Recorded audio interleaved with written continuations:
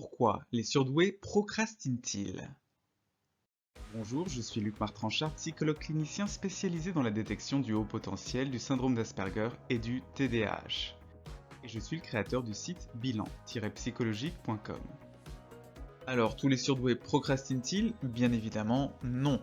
Certains hauts potentiels remettent au lendemain ce qu'ils devraient faire aujourd'hui. Ils ont tendance à faire les choses au tout dernier moment, mais d'autres hauts potentiels ont tendance à effectuer les tâches de manière organisée et efficace. Alors aujourd'hui, je vais vous parler des surdoués en vous donnant les 7 raisons pour lesquelles ils procrastinent.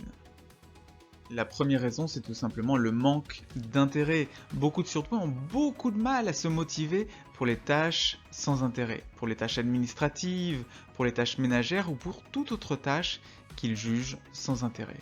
Alors que lorsqu'ils sont passionnés, leur motivation est très souvent sans limite. Deuxième raison, la vitesse. Vitesse de pensée, vitesse d'exécution des tâches. En fait, les surdoués peuvent faire certaines tâches très rapidement, beaucoup plus rapidement que la plupart des autres personnes, d'où une tendance à faire les choses au dernier moment, tout simplement parce qu'ils le peuvent, parce que c'est quelque chose qu'ils sont capables de faire. Troisième raison, leur curiosité débordante. Être curieux de plein de choses, avoir constamment besoin d'alimenter sa grande curiosité, peut conduire un surdoué à remettre à plus tard certaines tâches parce qu'ils sont occupés à découvrir de nouvelles choses, à s'intéresser à de nouveaux sujets et donc à ne pas faire la tâche qu'ils devraient faire. Quatrième raison, et l'une des raisons les plus importantes de procrastination chez les surdoués, c'est le perfectionnisme. Le perfectionnisme mène à voir toute tâche comme une montagne tout à fait insurmontable de détails à réaliser à la perfection. C'est un petit peu comme si les surdoués étaient tout en bas de la montagne et que plutôt que de commencer l'ascension, ils préféraient remettre à plus tard le début de la tâche. Cinquième raison de procrastination chez les surdoués, leur syndrome de l'imposteur, c'est-à-dire cet ensemble de doutes quant à leur capacité et de doutes qui persistent même après des réussites et des accomplissements. Et ces doutes, ce syndrome de l'imposteur, crée de la procrastination, en tout cas chez les surdoués, avant la détection de leur surdouance. Parce que c'est vrai que une fois le bilan psychologique réalisé, une fois ce bilan psychologique qui met en évidence l'étendue de leurs talents et de leurs ressources, de leurs aptitudes, eh bien ce syndrome de l'imposteur a tendance à diminuer.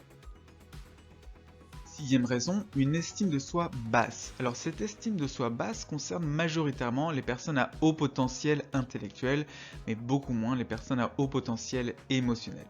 En tout cas, beaucoup de HPI ont une estime de soi qui est peu développée et ils repoussent le moment où ils commenceront une tâche tout simplement parce qu'ils n'ont pas confiance en eux, parce qu'ils ont une mauvaise estime d'eux-mêmes. Septième raison, la pensée en arborescence.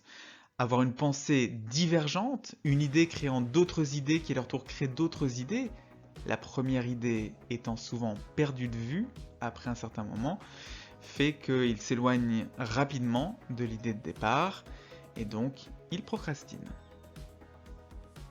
En conséquence, le haut potentiel est bien un don, un talent, mais la procrastination peut être un frein dans la bonne utilisation de ce talent et peut empêcher de transformer ce don en succès. Pour pouvoir réussir, il faut non seulement avoir du talent, mais il faut aussi beaucoup travailler.